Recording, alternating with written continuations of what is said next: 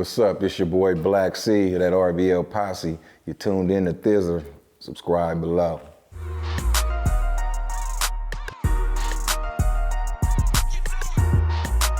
I mean, got threw off on the bigger picture on trying to really worried about keeping that deal and, you know what I mean, making it to the next album. Even though I had 2 mandatory albums, they never put out the second one because of, you know, me not coming with singles. And they work differently up there at the majors. You know, they want you to come with a single. You know, because once I got over there, Craig Callum ended up leaving and getting a higher position at Atlantic Records. He went over there to be the president or something. And then Mike Karen pretty much took over A&R and helping us with our album. He kind of was more like an East Coast dude too. He wasn't the one that signed us. He was working with us, but Craig was a fan of us, you know what I mean? And he was the one that I was dealing with. And once he left, he had bigger artists to deal with and work with. And he like, man, you in good hands with Mike Karen. And that kind of was the end of it right there, because Mike Karen didn't care for us like Craig did. And he started asking for singles. And I'm like, man, but that ain't why y'all signed. You know, y'all pretty much, Craig told me that he ain't gonna worry about, you know, he want us to do what we do. Nah, we need a single before we go out and start. We give y'all the budget for the next album. And they sitting us down at the round table, you know, bring us up to New York. We sit down, they playing masterpiece songs, make them say, man, we need stuff like this and all that. I'm like, man, this shit really go down like this. Like, they really start playing other people's shit, telling you to copy this and come like this or make something like that. And it was like, man, that wasn't me. That, you know, y'all signed r.b.l for r.b.l and the type of music we make. So we kept butting heads. You know, they gave me a few budgets to go do singles, but man, every time I turned in a single, they'd shoot it down. Here go 10,000, go make a single. Go try to go get a Rick Rock beat, go do this, and we turn it in. Nah, that's too hard, that ain't crossover enough, it ain't got radio appeal. And it's like, all right, we're gonna give y'all one more budget for another single. So after about 3 singles, it was like 3 strikes you out, they tried to shelf us. So, and me, I'm not sitting on no shelf. That's where Hostile Takeover and all that stuff came in. I went and worked on NOH, started working on their stuff. I got on a couple compilations. There was a lot of compilations going on that time. We used to be like the compilation kings, you know what I mean? We got on a lot of compilations back then. And from there, we worked on Hitman H2O album, which came out in '99. That came out first in 1999. And I think right before that or right after that, we put out Bootlegs and Bass Shit. It was like collaborations of all our features and stuff. We had some unused songs. Like we had a song with Master P, Dre Dog, A.K. Andre Nicotina, Coog Nut, my boy Madman, rest in peace, Tita Lee. We had him on there. And yeah, with just a bunch of songs, man, that we didn't remixes that we never put out. And that did hella good. That had SoundScan like a little over 50,000 units. I was real surprised about that album. It's still doing good to this day. To this day, Walter begged me to press up some more of those, but I'm just like, man, it's that digital time. I don't want to be stockpiling too many physical CDs and pressing them up because it's doing so good digitally. But yeah, and yeah, we just fell out with Atlantic, and after a while, he just gave me our walk. We was trying to sue him to get that, because if they wanted to drop us too, they were supposed to pay us like $275,000 if they want to put out that second mandatory. So what we did was go to our lawyers, fought for years while we were still dropping stuff, and then yeah, once what they do is they just make you, man, they just inflate that lawyer bill on you, man. They know how to send all type of loopholes and, man, hurdles to make you jump over all type of hurdles and shit to try to get that money. And man, I just threw the towel in, like, man, fuck that shit. You know, told my lawyer, Ned, he was just like, man, I'm just gonna kill that bill. You know, there's nothing I could do. It's just too much. The bill getting too high. By the time we do sue him and get this done, you pretty much gonna have to pay me everything. So I just went on, got back in them streets and grinded it out. And yeah, me and Mike Karen ended up talking. He just like, man, let me give y'all walking papers, do what you want to do. And you know, ain't no love lost. If you ever need me or something, man, you know, maybe we could try again in the near future or something. And I just went back to, you know, out the trunk doing my thing. And that's what we do in the Bay Area anyway. You know, we get it out there in the hood, man. We ain't tripping.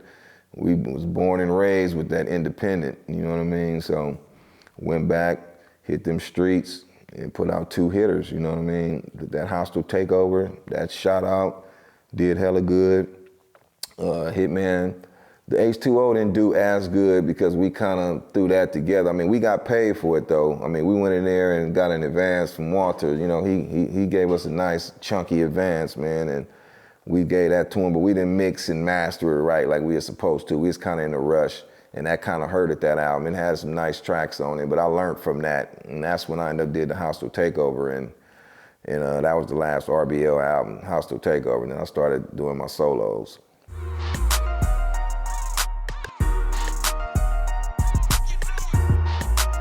Like I said, me and Hitman, he just kind of, he wanted to go back over there to the city. You know what I mean? Like I said, I was in the process of buying a house in '96, and once that happened with Mr. C, I pretty much just like, you know, no love lost, you know. I grew up with you dudes, but I'm just not fucking with y'all no more. It's just, you know, that was total disrespect. You know, I need to be damn near knocking everybody down up over here, but I'm just gonna go on and do my thing, turn my back on y'all, and it's like, you know, went out to Antioch, bought me a house out there, and built a studio, nice studio up in the garage in '09, started going to work. And, you know, I was trying to keep them dudes away from over there, you know what I mean? Because they was wanting to go back over there hella bad, you know what I mean? All my folks and shit, motherfuckers didn't just want us to just walk away from it just like that easy, you know what I mean? A lot of people didn't expect us to, too, but Hitman got tired. He just got, you know, got bored of just being in the studio, being out in the suburbs. It's just like Antioch was something new. It was different. You know, we was used to being in them projects where it's fast paced, a lot of shit going on every day. You know, females up and down the block, you know what I mean? Motherfuckers eating donuts in the hood, music slapping, and just like we got out there, man, you hearing birds and shit, crickets, and you know what I mean? It was just like a whole different element. It's nice for raising kids, but if you're looking for some action, it ain't, you know what I mean? It ain't happening. But yeah, after a while, he just got tired, and him and my brother and then went back over there and started hanging out, and you know, doing their thing, and they started up their own little label. Like I said, once he got back over there, he got with some dudes, got tight with them. They was dope, you know what I mean? It was my folks, we was all, you know, all folks, it was all family. But he just started working with my brother, and they started doing their own thing, cause like I said, he was working on an album at my house, but then he kind of like was in a different mindset. Once he got back over there, he was like, nah, I don't even want that album that you got up over there. I'm working on some other stuff right now over here with Enhancer and them. And I'm like, oh, you is? Like, oh, okay. I'm like, man, so what you finna do? He's like, yeah, I'm doing it with bruh. We over here working on it. I'm like, oh, all right, because, you know, I never really had Hitman on no paperwork, so he was able to free all my groups. I never had them on paperwork. They was able to free to roam, you know what I mean? But he went with my brother, so it was all in the family. I wasn't mad at him. I kept pushing because I had a bunch of groups I was working on too, Military Minded, the Hard Hitters at the time. I had Prime Minister. I mean, I had a bunch of groups, man, up over there that was sitting in my garage. Matt 11, Young Thug, man, the whole list of them. So I let Hitman go on and do his thing. And yeah, in the process of him working on his album over there, he just got involved back into politics, and he back in the projects, back running around. And once you over there, you know, now you Hitman, you know, you're a target now, you know what I mean? Dudes is jealous of you. You know, you got that little street fame, you know, you pretty much went ghetto platinum or whatever you want to call it, and everybody, you know, you popping, you know, and dudes is looking for you. Dudes want to make you an example. So, and slowly but surely, you know, they made their rounds and ended up catching him. I caught him driving in the car. Some dudes drove up, and from what I heard, I don't know how, I've been hearing hella stories. I don't know what really happened, but they say he was driving and some dudes drove up in the car on the side of him and just started shooting in the car and hit him in the head and died instantly. All right.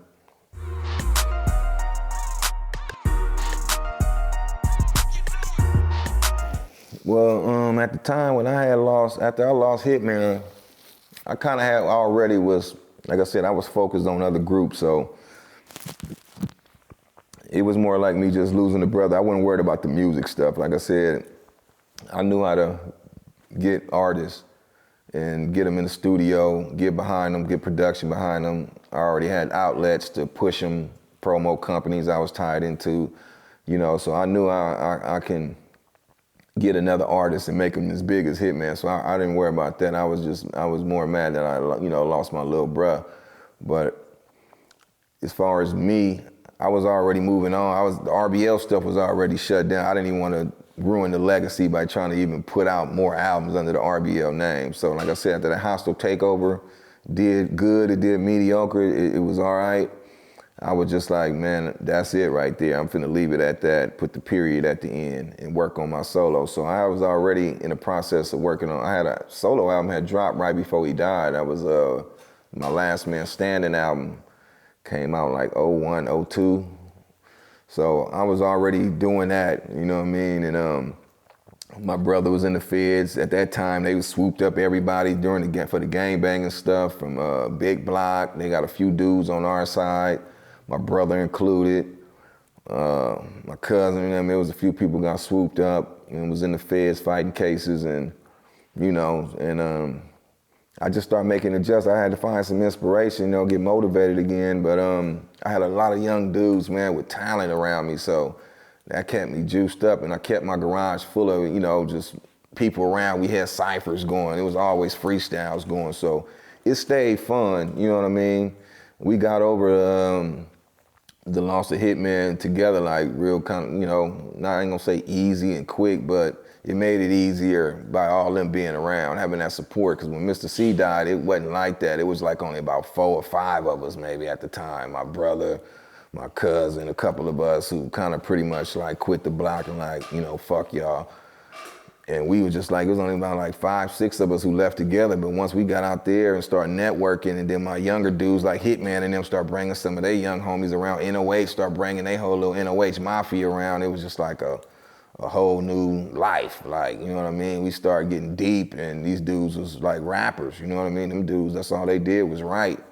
So it was cool to get back into the music. It was easy, and at that time too, I started bringing in new producers. Herminator, I brought in Slapadelic, Rome Slapadelic, my boy Nick Nass out of Oakland. I had this dude named C-Dog out of Mississippi. And these dudes was dope. And that's kind of like when I started falling back off the production. I started producing producing beats on the albums like less and less. Like, I think I probably only did like 1 or maybe 2 tracks on each album versus me doing the whole album. Like when Hitman album, I did the whole album. NOH album, I did the whole album, probably for like 1 or 2 songs on NOH Mafia album. Selsky did maybe 2, I think maybe 1 or 2. Ruthless by Law album, Selsky probably had like maybe 1 or 2 on there. Yeah, Bounce to This. 3. Bounce to This, The Sound, and Living That Life. Yeah, and I did the rest of them. But, you know, it just started, as albums kept coming out, it was just like less and less. You know, the Hostile Takeover album, I probably did half the album. The rest of it was done by like Nick Nass, my boy C-Dog, and Herminator, and them was still kind of marinating, trying to get better at the time. But all the other albums like that came out after that, groups like Young Thug, who I put out, a lot of Rome, Slapadelic, and Herminator, Military Minded, like Rome, Slapadelic, Herminator, this other dude named JP. So we kept the ball rolling, you know what I mean? A lot of people thought we kind of got quiet, but it was just that I kind of fell to the back and started working with a lot of unknown groups. So, you know, but we were still popping like in the Latinos. They love us to death. Like even right now to this day, there's a lot of people feel like, man, RBL ain't been on the scene in a while. They ain't been working, they ain't been active, but we have, you know what I mean? Especially, man, the Latino demographic, man, they love us to death. Like, our shows stay filled with them, man, all day, every day. They love us to death. They buy out the merchandise. They support us. They pass us down to the younger generation.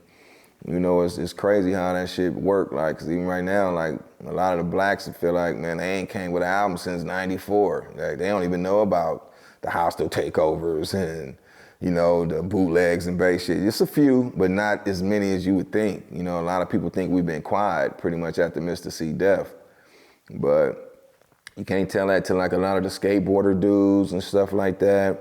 Like it's like a whole new market opening up for us, man, to where I've been able to really eat and really just like keep that torch lit, you know, doing licensing deals and just like open up a whole new market to where now I'm like doing deals with Thrasher, Real Skateboards, FTC, man, got in a couple movies, couple skateboard movies and snowboard movies and licensed a couple of my songs in there. On this other movie that came out on Netflix called Green is Gold, licensed a song up in that. Like, we've been doing some things like on the under. People be thinking we've been quiet, but you know, yeah, we definitely still eating good.